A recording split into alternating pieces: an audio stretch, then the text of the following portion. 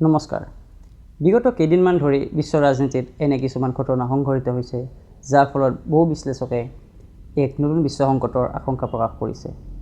আমেৰিকাৰ ৰাষ্ট্ৰপতি Donald Trump, ইউক্ৰেইনৰ ৰাষ্ট্ৰপতি ভ্লাদিমিৰ জেলেনস্কি আৰু ইজৰাইলৰ প্ৰধানমন্ত্ৰী বেঞ্জামিন নেতান্যাহুৰ মাজত হোৱা একাধিক বৈঠকে আন্তঃৰাষ্ট্ৰীয় ৰাজনীতিত নতুন জল্পনা-কল্পনাৰ সৃষ্টি কৰিছে।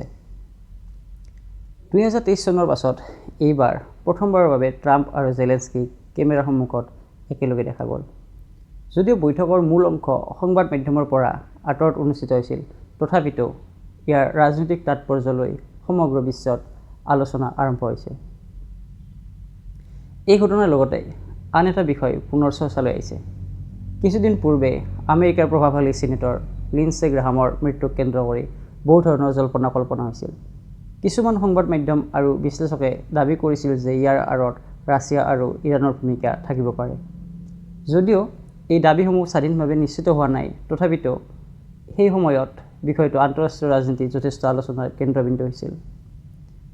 আমি আগতেও আলোচনা কৰিছিলোঁ যে যেনেকৈ হৰমুজ ষ্ট্ৰেইটৰ ঘটনাৰ উত্তেজনা বৃদ্ধি পাইছিল, ঠিক তেনেদৰে ব্লেক চি আৰু জছিক সংযোগ কৰা কেছ প্ৰণালীতো উত্তেজনা বৃদ্ধি পাইছিল।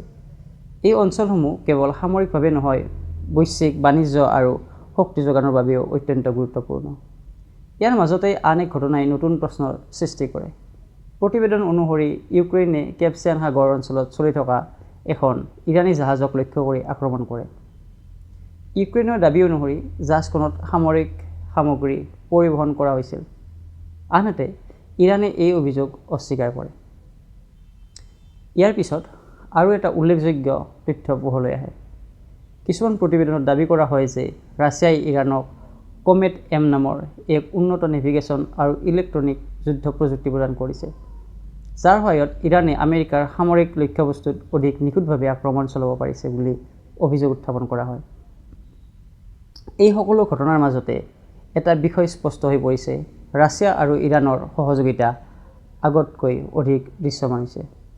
আনফালে ইউক্ৰেইন, ইজৰাইল আৰু আমেৰিকাৰ মাজতো সমন্বয় বৃদ্ধি পোৱাৰ লক্ষণ দেখা গৈছে। ইয়াৰ ফলত পৃথকে চলি থকা যুদ্ধসমূহ এতিয়া এক বৃহৎ আন্তঃৰাষ্ট্ৰীয় সংঘাতৰ ৰূপ ল'ব পাৰে। যদি আমি ইতিহাসলৈ উভতি চাওঁ, তেন্তে প্ৰথম বিশ্বযুদ্ধ এদিনতে আৰম্ভ হোৱা নাছিল।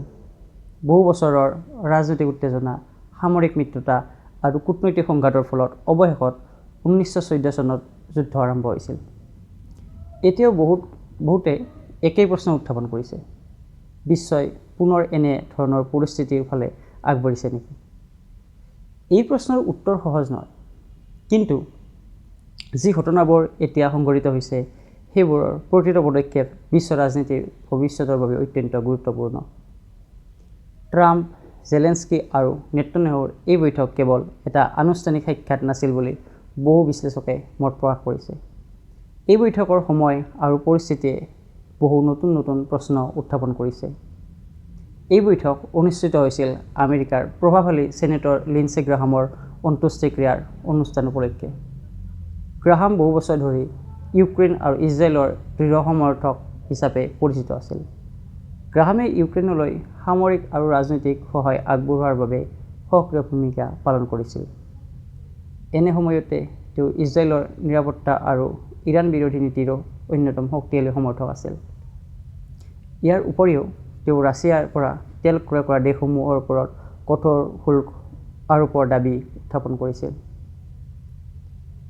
ভিডিঅ'টোত দাবী কৰা হৈছে যে প্ৰথমে 5% টেৰিফৰ প্ৰস্তাৱ আগবঢ়োৱা হৈছিল আৰু পিছত 100% শুল্কৰ বিষয়েও আলোচনা হৈছিল। লগতে দাবী কৰা হয় যে বহু ছিনেটৰ এই প্ৰস্তাৱৰ সমৰ্থনত স্বাক্ষৰ কৰিছে। এই অন্ত্যেষ্টিক্ৰিয়াত ট্ৰাম্পে, জেলেনস্কি আৰু নেতান্যাহু একেলগে উপস্থিত থকাটোকে বহুতে তাৎপৰ্যপূৰ্ণ বুলি বিবেচনা কৰিছে। ইয়াৰ পিছতে হোৱাইট হাউচত পৃথকে পৃথকে বৈঠক অনুষ্ঠিত হয়। প্ৰথমে জেলেনস্কিয়ে ট্ৰাম্পক সাক্ষাৎ কৰে। সংবাদ মাধ্যমৰ তথ্য অনুসৰি বৈঠকটো প্ৰায় 1 ঘণ্টা ধৰি চলে। আনহাতে নেতান্যাহুৰ সৈতে ট্ৰাম্পৰ আলোচনা প্ৰায় 90 মিনিট চলিছিল।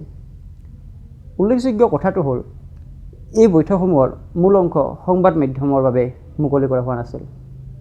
পিছত কেৱল আনুষ্ঠানিক ফটোগ্ৰাফ আৰু কিছুমান সীমিত তথ্যহে প্ৰকাশ কৰা হয়। এই বন্ধ দুৱাৰৰ বৈঠকসমূহত ইউক্ৰেইন, ইজৰাইল, ৰাছিয়া আৰু ইৰাণৰ সাম্প্ৰতিক সামৰিক পৰিস্থিতি আৰু ভৱিষ্যত কৌশলৰ ওপৰত বিস্তৃত আলোচনা হৈছিল। ইয়াৰ মাজতে ইউক্ৰেইনে কেস্পিয়ান সাগৰ অঞ্চলত চলি থকা এখন জাহাজক লক্ষ্য কৰি আক্ৰমণ কৰে। ইউক্ৰেইনৰ দাবী অনুসৰি সেই জাহাজত ৰাছিয়া আৰু ইৰাণৰ মাজত সামৰিক সঁজুলি পৰিবহণ কৰা হৈছিল।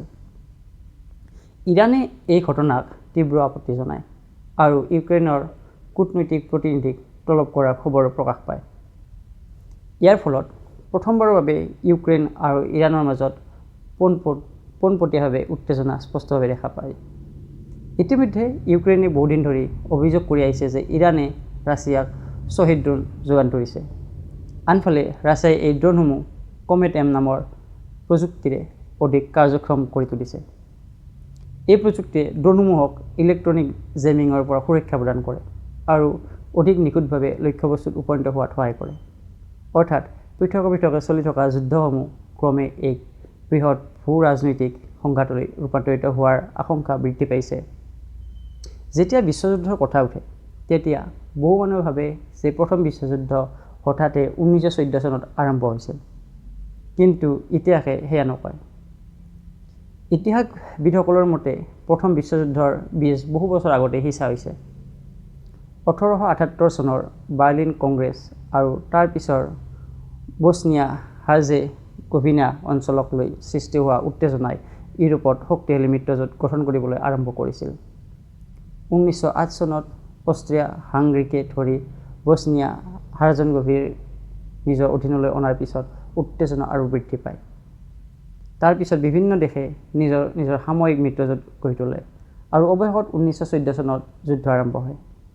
আজি বিশ্বতো একেধৰণৰ পৰিস্থিতি ক্ৰমত গঢ় লৈ উঠিছে।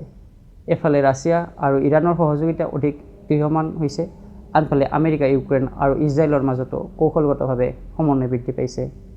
চীন, মধ্যপ্ৰাচ্য আৰু আন কিছুমান অঞ্চলৰ ঘটনাবোৰো এই ভূ-ৰাজনৈতিক ছবিখনৰ অংশ হিচাপে উল্লেখ কৰা হৈছে। এই প্ৰসংগত আন এটা গুৰুত্বপূৰ্ণ বিষয় হৈছে তথাকথিত পিক্সে মাউণ্টেন। নেতান্যাহুৱে ট্ৰাম্পক জনায় যে ইৰাণৰ নাটাঞ্জে পাৰমাণৱিক স্থাপনৰ ওচৰত এক পাহাৰৰ তলত উন্নত পাৰমাণৱিক সুবিধা নিৰ্মাণ কৰা হৈছে।